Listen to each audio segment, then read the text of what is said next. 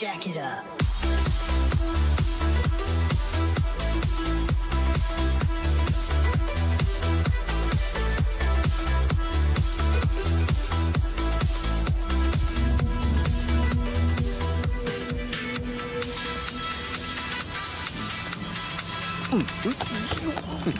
പേടിച്ചു പോയി. എത്ര പാസ്വേഡ് കിട്ടി ആൻഡ്രൂ? ഞാൻ പാട്ട് കേട്ടോണ്ടിരിക്കുകയാണ്. ആഹാ, നിന്റെ അമ്മ നിന്നെ കൗൺസിലിങ്ങിന് എൻ്റെ അടുത്ത് കൊണ്ടുവന്നപ്പോൾ തൊട്ട് കാണുന്നതല്ലേ നിന്റെ ഈ ഹാക്കിങ്ങും പൈററ്റഡ് കോഡുകൾ ഉണ്ടാക്കലൊക്കെ. അന്ന് മോനോട് ഈ സാർ ഒരു കാര്യം മാത്രമേ ആവശ്യപ്പെട്ടുള്ളൂ. എന്താ അത്? ഹാക്കിംഗ് സ്കിൽസ് ഒക്കെ നല്ലതാണ്, പക്ഷെ അത് നാട്ടുകാർക്ക് ഉപയോഗമുള്ള പോലെ ഉപയോഗിക്കണം.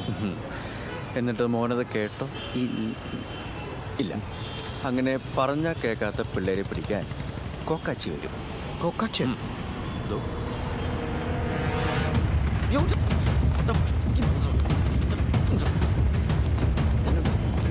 വീട്ടിലേക്ക്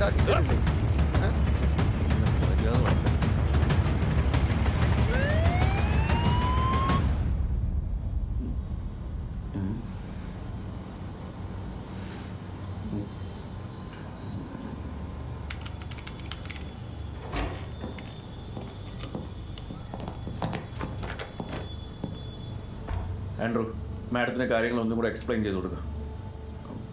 Ma'am, this guy is a very sophisticated techie. CCTV footage എന്തെങ്കിലും ടാമ്പർ ചെയ്യണമെങ്കിൽ you need to know the CCTV model number and the username and password. User നെയിമും പാസ്വേഡും ആംഗ്രി IP എന്ന് പറഞ്ഞ ആപ്പ് വെച്ച് anybody like me can get it. പക്ഷേ video footage delete ചെയ്തിട്ട് വേറെ റീപ്ലേസ് ചെയ്യണമെങ്കിൽ you have to be really good. You know, video റെക്കോർഡിങ്ങിൻ്റെ എവിടെയാണ് ലൂപ്പ് ഹോൾ എന്ന് നോക്കിയിട്ട് അതിനനുസരിച്ച് കോഡ് ചെയ്ത് അതിനനുസരിച്ച് സോഫ്റ്റ്വെയർ ഉണ്ടാക്കി ഹാക്ക് ചെയ്യണം.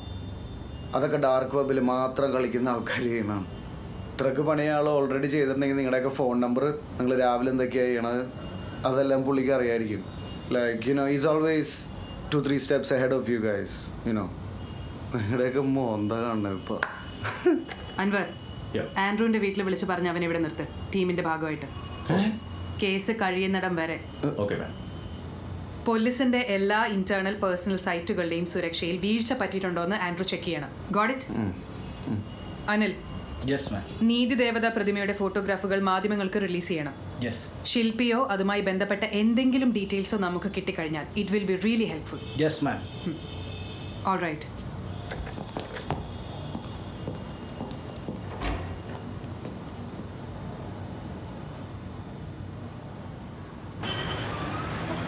ഈ നീതി ദേവത അങ്ങനെ മൂവ്മെൻറ്റുള്ള ഐറ്റം ഒന്നുമല്ല സാറേ. ഇത് ഞങ്ങൾ പണ്ടൊരു 3 പീസ് കൊണ്ടുവന്ന് വെച്ച് കഴിഞ്ഞിട്ട് ഇത്രയും വർഷം കൊണ്ട് ആകെ വിറ്റത് 2 ഒന്ന് കാക്കനാട് കോടതിയിലേക്കും ഒന്നൊരു വക്കീലും വന്ന് മേടിച്ചോണ്ട് പോയി. ബാക്കിയുള്ളത് ദേവരണ അവിടെ പൊടിയും പിടിച്ചിരിക്കുന്നുണ്ട്. സാർ, ആ ചിക്കുണ്ടല്ലോ അത് 24 മണിക്കൂറും കണ്ണും പൂട്ടിയിരിക്കുന്നുണ്ട്. ആ കണ്ണിന്റെ ഫിനിഷിംഗ് ആരും നോക്കാറില്ല.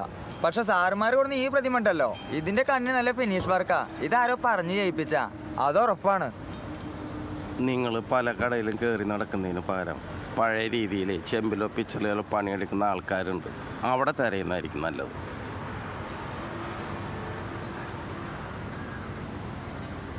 എടോ, തൻ്റെ തന്നെ വാക്കുകൾ കടമെടുത്താ something about this case is not right.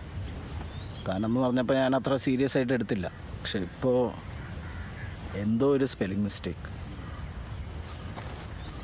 കുറ്റവാളിക്ക് ഇതൊരു ത്രില്ലടിപ്പിക്കുന്ന ഗെയിമായി മാറിക്കഴിഞ്ഞിരിക്കുന്നു. എല്ലാം കണ്ണ് തുറന്ന് കാണുന്ന നീതി ദേവത, പിന്നെ ഹൃദയമില്ലാതെ കണ്ണില്ലാതെ മരിച്ചു കിടക്കുന്ന പോലീസുകാർ. ആദ്യമായിട്ട് ഒരു മുഴുനീള കേസിൽ ഞാൻ പെട്ടെന്ന് തുമ്പുണ്ടാക്കാവുന്ന ആത്മവിശ്വാസം പോയി. ഓരോ ദിവസം കഴിയുന്തോറും ഈ കേസ് അകന്നു പോയിക്കൊണ്ടിരിക്കുക. ഈ കൊച്ചി നഗരത്തിൽ എവിടെയോ ഇരുന്ന് ബ്രില്യൻ്റായ ഒരു കുറ്റവാളി നമ്മളെ വീക്ഷിക്കുന്നു, ഹൈഡ് ആൻഡ് സീക്ക് കളിക്കുന്നു.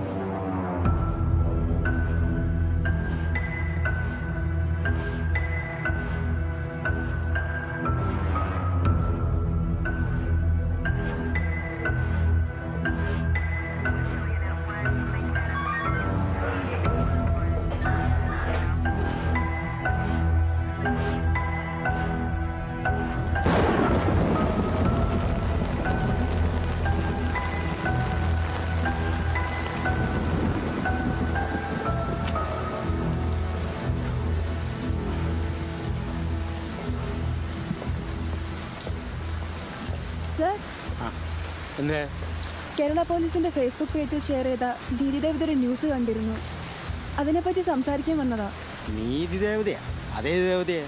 സാർ, ഇവിടെ വേറെ ആരെങ്കിലും ഉണ്ടോ? ഇരിക്കേ.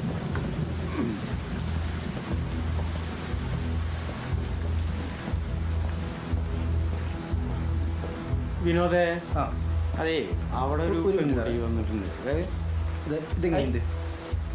ഇത് കൊള്ളാലോ. ഈ ഫേസ്ബുക്കിൽ ഇങ്ങനെയൊക്കെ പറ്റുമോ? ഫേസ്ബുക്ക് അല്ല, ഫേസ് ആപ്പ്. നീ ഒരു കാര്യം ചെയ്യ്. എൻ്റെ ഫോട്ടോ ഒന്ന് വയസ്സാക്കി തന്നേ. രാജേട്ടൻ നമുക്കേ ചെറുപ്പാക്കാം. പെണ്ണുമ്പിള്ള ഞെട്ടിക്കണം. പുറത്താരുടെ വേണ്ടിയിരുന്നേ? അതൊരു പെണ്ണ് വന്നിട്ട് എന്ത് നീതി ദേവത എന്നൊക്കെ പറയുന്നുണ്ട്. നീതി ദേവതയാ? നമ്മുടെ പോലീസിന്റെ ഫേസ്ബുക്ക് പേജിൽ നീതി ദേവതയുടെ പരിപാടിക്ക് ഉണ്ടെന്ന് പറഞ്ഞു. ഏത്? കൊച്ചിയിലെ നീതി ദേവതയാ? എന്റെ സാറ് മാറിയേ. വിനോദ,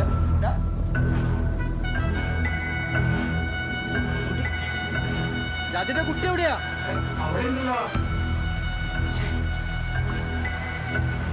കുട്ടി അപ്പോൾ ഈ സ്റ്റേഷന്റെ പരിധിയിലെങ്കിലും നിങ്ങൾ ആ പെൺകുട്ടിയെ കണ്ടിട്ടേ ഇല്ല അല്ലേ?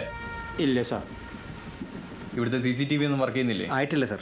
നമ്മൾ ഈ ഉൾനാടൻ പ്രദേശമൊക്കെ ആയതുകൊണ്ട് CCTV ഇൻസ്റ്റലേഷനൊക്കെ നടക്കുന്നേ ഉള്ളൂ. താനൊക്കെ എന്ത് പോലീസുകാരനാണോ? ഒരാളൊരു പരാതിയായിട്ട് സ്റ്റേഷനിൽ വന്ന് ആദ്യം പേരും അഡ്രസ്സും അല്ലേ എഴുതിയെടുക്കണ്ടേ? ഇഡിയറ്റ്.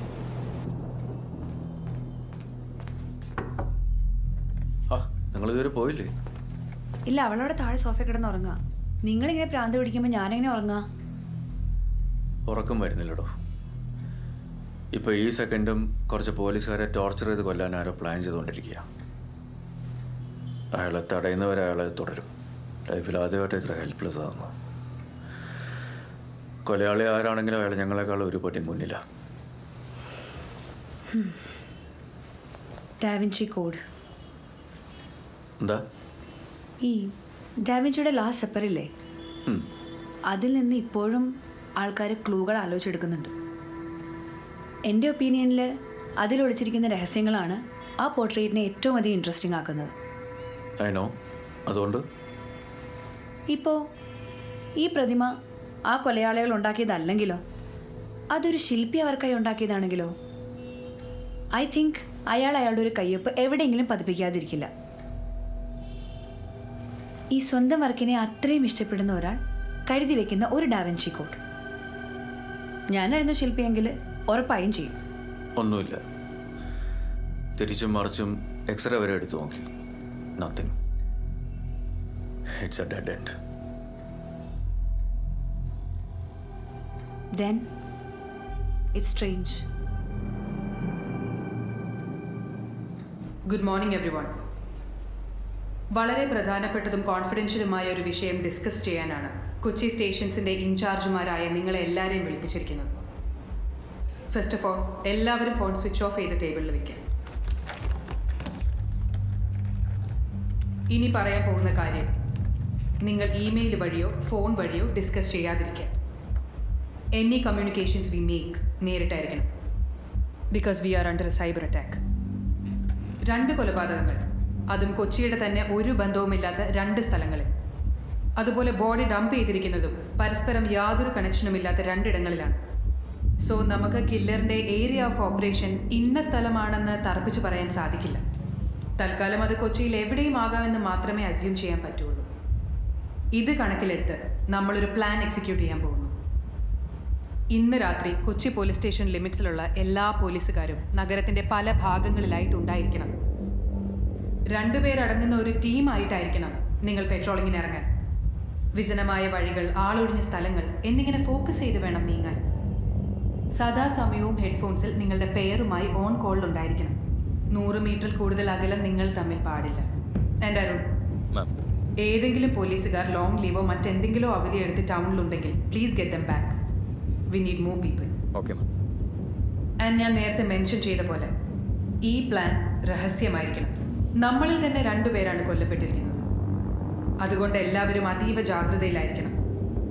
പരമാവധി സർവീസ് തോക്കുകൾ കയ്യിൽ കരുതുക, അല്ലെങ്കിൽ മറ്റെന്തെങ്കിലും ആയുധങ്ങൾ.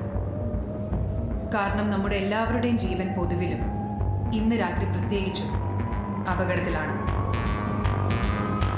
Good luck guys.